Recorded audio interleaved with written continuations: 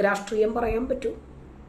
നമുക്ക് നമ്മുടെ രാഷ്ട്രത്തോട് കൂറും പ്രതിബദ്ധതയുമില്ലാതെ നമ്മുടെ രാജ്യത്തെ തകർക്കാൻ ശ്രമിക്കുന്ന ആരോടും നമുക്ക് ഒരു രൂപത്തിലുമുള്ള സംയമനത്തോടുകൂടി വിട്ടുവീഴ്ചയോടുകൂടി നമുക്ക് മുന്നോട്ട് പോകാൻ കഴിയില്ല. അതേ നമ്മൾ പറഞ്ഞിട്ടുള്ളൂ.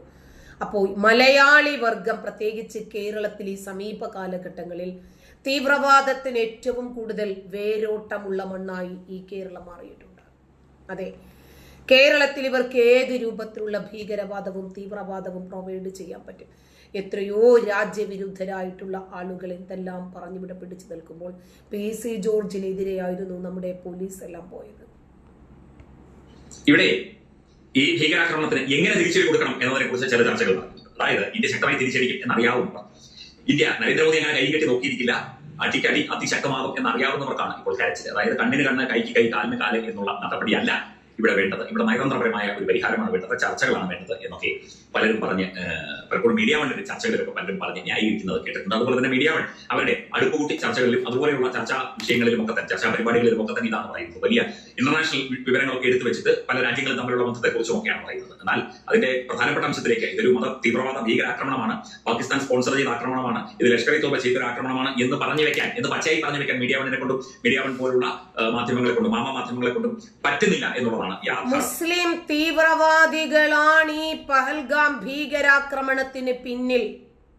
അവരെ നിയമത്തിന് മുന്നിൽ കൊണ്ടുവരണം, മാതൃകാപരമായി ശിക്ഷിക്കണം. അവരെ സഹായിച്ച കാശ്മീരിലെ തന്നെ പ്രാദേശിക നിവാസികളെ തൂക്കിലേറ്റണം എന്ന് പറയാൻ ഈ മാധ്യമങ്ങൾ തയ്യാറാകുമോ? ഇതിനകത്ത് ഒരു പോസ്റ്റ് കണ്ടു. അതായത് ഈ 71 ഇന്ത്യ പാകിസ്ഥാൻ യുദ്ധവുമായി ബന്ധപ്പെട്ടുമൊക്കെ തന്നെ, അതായത് ചില സംഭവങ്ങളൊക്കെ ഉണ്ടായി. അന്നും ചില ആളുകളൊക്കെ തന്നെ ഈ ഇത്തരം പാകിസ്ഥാനെ ന്യായീകരിച്ചുകൊണ്ട്, അന്ന് പിന്നെ വിഭജനം കഴിഞ്ഞ അധികാരമായില്ലല്ലോ, എന്നാൽ ഇത്തരം പാകിസ്ഥാനെ ന്യായീകരിച്ചുകൊണ്ട് പാകിസ്ഥാന് വേണ്ടി ഒക്കെ തന്നെ വാർത്തകൾ എഴുതുന്ന ചില മാധ്യമങ്ങൾ അന്നും ഉണ്ടായിരുന്നു. കേരളത്തിൽ പ്രത്യേകിച്ചും മലയാളികളിൽ പലരും പാകിസ്ഥാൻ അനുകൂലികളായിരുന്നു എന്നൊക്കെ ചില ചരിത്ര സംഭവങ്ങൾ നമ്മൾ കേട്ടിട്ടുണ്ട്. അതായത് തിരുവനന്തപുരം ബാലരാമപുരത്ത് റേഡിയോയിലൂടെ യുദ്ധ വിവരങ്ങൾ കേട്ടുകൊണ്ടിരുന്ന കൂട്ടത്തിൽ ഒരു പാക് കേണൽ ഇന്ത്യൻ സേനയുടെ വെടിയേറ്റ് മരിച്ച വാർത്ത കേട്ട ഉടനെ അളോ എന്ന് പറഞ്ഞ് നെഞ്ചത്തടിച്ച് കരഞ്ഞ ഒരുത്തനെ സ്പോട്ടിൽ കൈകാര്യം ചെയ്തത് ആ പ്രദേശത്തുണ്ടായിരുന്നു. ഇന്ത്യയും പാകിസ്ഥാനും തമ്മിലുള്ള ക്രിക്കറ്റ് മത്സരം കാണുന്നവർക്കറിയാം, പാകിസ്ഥാൻ തോറ്റാൽ ഇവരുടെ വികാരം എന്താണെന്ന്. ചോറിവിടെയും കൂറവിടെയും. മുസ്ലിങ്ങളായിരുന്നു, അതായത് അത്ര ആളുകൾ ഉണ്ടായിരുന്നു, രാജ്യസ്നേഹികളായ മുസ്ലിം ജനതയും അന്നുണ്ടായിരുന്നു. ഈ ഒരു കാലത്ത് ഒരു യുദ്ധം ഉണ്ടായാൽ എന്ത് സംഭവിക്കും എന്നുള്ളതല്ലേ, അതിന്റെ 10 മടങ്ങായിരിക്കും പാകിസ്ഥാനുള്ള പിന്തുണക്കാർ എന്നതാണ് ചരിത്രം നമുക്ക് കാണിച്ചത്. യാസർ അറഫാത്ത് തന്നെ ഇന്ദിരാഗാന്ധിയുടെ കയ്യിൽ നിന്ന് ഫലകവും വാങ്ങിപ്പോയി, സ്വർണത്തിന്റെ കട്ടിയും വാങ്ങി, പണവും വാങ്ങി, പാരിതോഷികവും ഒക്കെ വാങ്ങി പലസ്തീനിൽ ചെന്നിട്ട് എന്താ പറഞ്ഞ, എന്ന് പാകിസ്ഥാൻ ഇന്ത്യയെ ആക്രമിക്കുന്നു അന്ന് ഞങ്ങൾ നിങ്ങളുടെ കൂടെ നിന്നിട്ട് ഇന്ത്യയെ തിരിച്ചടിക്കുമെന്ന്. അപ്പോ ഇന്ദിരാഗാന്ധിയും രാജീവ് ഗാന്ധിയും ഒക്കെ ഈ രാജ്യം ഭരിച്ചിട്ട് ആരോടായിരുന്നു അവർക്ക് കൂറ്, ആരെ വളർത്താനായിരുന്നു അവർ ശ്രമിച്ചത് എന്ന് ഇപ്പൊ നമുക്ക് മനസ്സിലായില്ലേ? അതായത് ഒരു രാജ്യത്തിരുന്നുകൊണ്ട്, ഒരു രാജ്യത്തിന്റെ പരമാധികാരത്തിന്റെ എല്ലാവിധ ആനുകൂല്യങ്ങളും അനുഭവിച്ചുകൊണ്ട്, ഒരു രാജ്യത്തിന്റെ സ്വത്തുവകൾ അനുഭവിച്ചുകൊണ്ട് അല്ലെങ്കിൽ ആനുകൂല്യങ്ങൾ അനുഭവിച്ചുകൊണ്ട്, ആ രാജ്യത്തിന്റെ പൗരനായി നിന്നുകൊണ്ട് മറ്റൊരു രാജ്യത്തിന് വേണ്ടി, അതും ഒരിക്കലും നമുക്ക് അനുകൂല ഘടകമല്ലാത്ത ഒരു രാജ്യത്തിന് വേണ്ടി വാദിക്കുകയും ഇത്തരം ഭീകരാക്രമണങ്ങളും യുദ്ധങ്ങളും അതുപോലെയുള്ള സംഭവങ്ങളൊക്കെ ഉണ്ടാകുമ്പോൾ സ്വന്തം രാജ്യത്തെ മറന്നുകൊണ്ട് മറ്റ് രാജ്യങ്ങൾക്ക് വേണ്ടി കൈയടിക്കുകയും ചെയ്യുന്ന ഒരു ജനത, പ്രത്യേകിച്ചും യുവതലമുറ ഇന്ന് വളർന്നു വരുന്നു എന്നത് അത്യന്തം ദുഃഖകരമാണ്. ഒരു കാലത്ത് നമ്മുടെ സുഹൃത്തുക്കൾ പറയുമായിരുന്നു, നമ്മളൊക്കെ പഠിച്ചുകൊണ്ടിരുന്ന കാലത്താണ്, ഇന്ത്യ പാകിസ്ഥാൻ ക്രിക്കറ്റ് നടക്കുമ്പോൾ ചില ആളുകൾ നമ്മുടെ നാട്ടിൽ തന്നെയാണ്, ആ ആളുകൾക്ക് പാകിസ്ഥാൻ ജയിക്കണം, പക്ഷേ മുഹമ്മദ് അസറുദ്ദീൻ സെഞ്ചുറി അടിക്കണം. അന്ന് മുഹമ്മദ് അസറുദ്ദീൻ എന്ന് പറയുന്ന ഒരു മുസ്ലിം യുവാവ് മാത്രം, അല്ലെങ്കിൽ ഒരു മുസ്ലിം കളിക്കാരൻ മാത്രമേ ഇന്ത്യയുടെ പക്ഷത്തുണ്ടായിരുന്നു. പിന്നീട് പലരും വന്നു. അന്ന് മുഹമ്മദ് അസറുദ്ദീൻ ക്യാപ്റ്റൻ കൂടിയാണ്. അപ്പം പാകിസ്ഥാൻ ജയിക്കണം ഉറപ്പായിട്ട്, പക്ഷേ അസറുദ്ദീൻ സെഞ്ചുറി അടിക്കണം. അല്ല, ഇതെങ്ങനെ സാധിക്കും? അത് സാധിച്ചേ പറ്റും. അപ്പം എത്രത്തോളം വിവരമുണ്ട്, എത്രത്തോളം പ്രായോഗിക ജ്ഞാനമുണ്ട്. ഇപ്പം ഇന്ത്യൻ ക്യാപ്റ്റൻ സെഞ്ചുറി അടിക്കുകയാണെങ്കിൽ അന്ന് ഇതുപോലുള്ള ടോട്ടലുകളൊന്നുമില്ല. 50 ഓവർ മാച്ചിൽ വളരെ കുറഞ്ഞ ടോട്ടലുകളേ വരും. അതിൽ ഒരു വ്യക്തി 100 റൺസ് അടിക്കുകയാണെങ്കിൽ മറ്റു വ്യക്തികളെല്ലാം ചേർന്ന് 200 റൺസോ 250 റൺസോ അടിക്കും.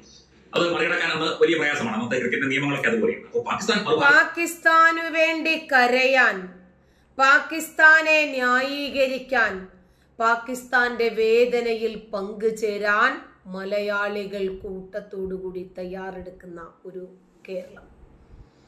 തന്നെയുമല്ല, കേരളം ഭരിച്ചു മുടിച്ച കോൺഗ്രസ് എന്താണ് പറഞ്ഞു വെച്ചത് എന്ന് എല്ലാവർക്കും അറിയാം. അതൊന്നും ഇനി ആർക്കും പ്രത്യേകിച്ച് നമ്മൾ പഠിപ്പിച്ചു കൊടുക്കേണ്ട കാര്യമില്ല.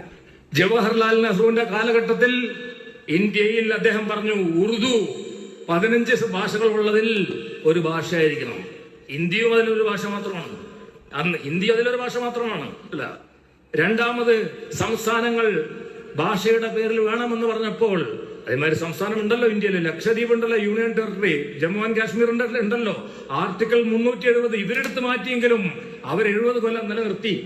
കോൺഗ്രസ് അവർ നിലനിർത്തി, ജവഹർലാൽ നെഹ്റു നിലനിർത്തി. അപ്പൊ അത് നിങ്ങൾക്ക് മനസ്സിലായി. പിന്നെ സ്വാതന്ത്ര്യത്തിന് സമരത്തിന്റെ കാലഘട്ടത്തിൽ, അല്ല നമ്മുടെ സ്വാതന്ത്ര്യത്തിന് സമയകാലഘട്ടത്തിൽ ഇവിടെ സംവരണം ഉണ്ടായിരുന്നില്ല.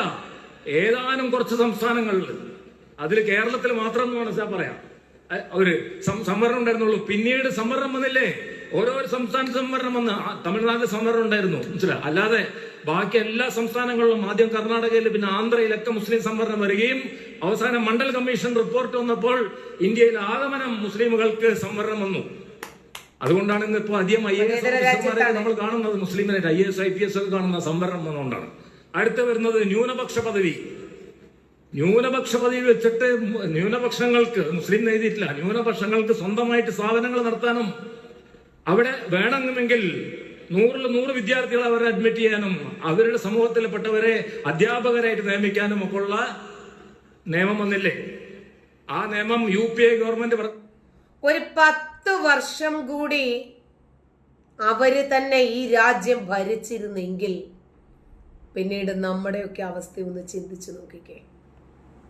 വെച്ചാൽ ഏതെങ്കിലും പ്രാദേശിക ഗവൺമെന്റ് അതിനെതിരായിട്ട് നിൽക്കണമെങ്കിൽ നിങ്ങൾ 3 മാസം കൊണ്ട് മൈനോറിറ്റി കമ്മീഷനെ അപ്രോച്ച് ചെയ്തോളൂ.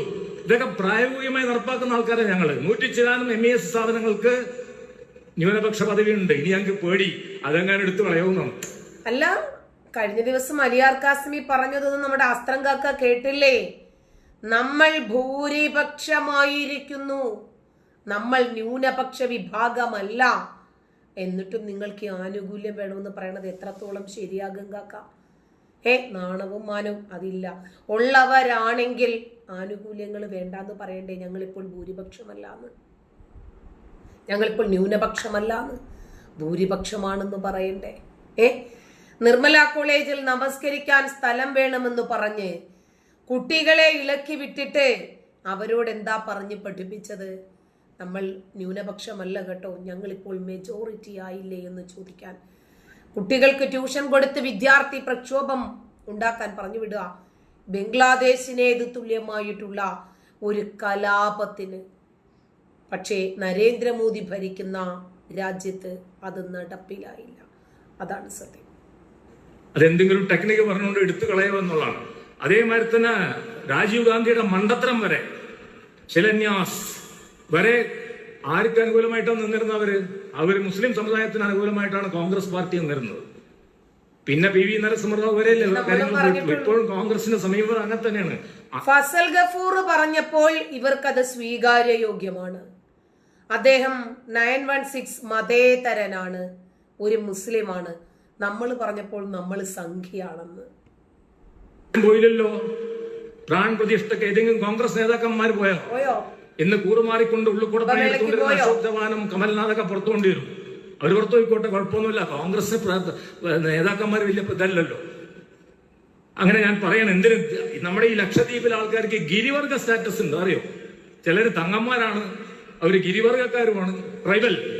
അതിന് പുറമെ അവർക്ക് മുമ്പ് KT ജലീല് മദ്രസ അധ്യാപകർക്ക് കിട്ടുന്ന പെൻഷനെ സംബന്ധിച്ച്, അവർക്ക് കിട്ടുന്ന ആനുകൂല്യങ്ങളെ സംബന്ധിച്ച്, അവർക്ക് കിട്ടുന്ന സംവരണ ആനുകൂല്യങ്ങൾ, സഹായങ്ങൾ, ചില പദ്ധതികളെയൊക്കെ കുറിച്ച് അദ്ദേഹം തന്നെ വന്ന് വ്യക്തമായി വിശദീകരിച്ച് സഭയിൽ പറഞ്ഞ വീഡിയോ ഇന്നും അദ്ദേഹത്തിന്റെ യൂട്യൂബ് ചാനലിൽ കിടപ്പുണ്ട്.